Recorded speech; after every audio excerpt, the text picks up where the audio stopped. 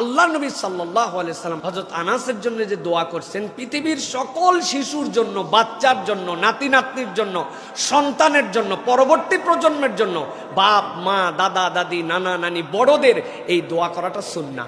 আল্লাহ নবী সাল্লাল্লাহু আলাইহি ওয়াসাল্লাম দোয়া করেছেন, আল্লাহুম্মা আকসির মালাহু ওয়া ওয়ালাদাহু।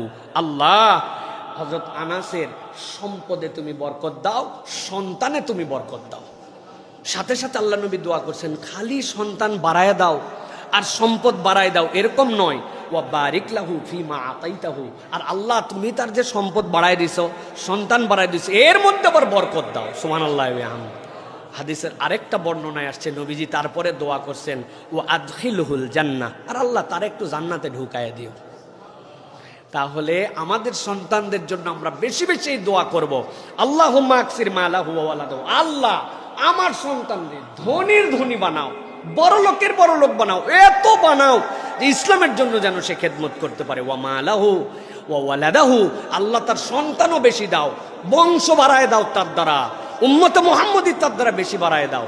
আর আল্লাহ, তুমি তার যে সম্পদ দিলা, তুমি তার যে সন্তান দিলে, ওয়া বারিক লাহু ফিমা আতাইতাহু, যা দিছর মধ্যে বরকত দিয়ে ভরায় দাও। সুবহানাল্লাহ।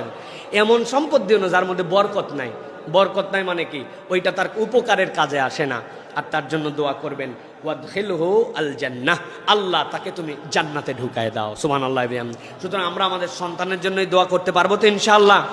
বলেন তো, আল্লাহুম্মা আকসির মালাহু ওয়া ওয়ালাদাহু ওয়া বারিক লাহু ফিমা আতাইতাহু ওয়াদখিলহুল জান্নাহ। আল্লাহুম্মা আমিন। বেশি বেশি এটা দোয়া করবেন প্রিয় ভাইরা।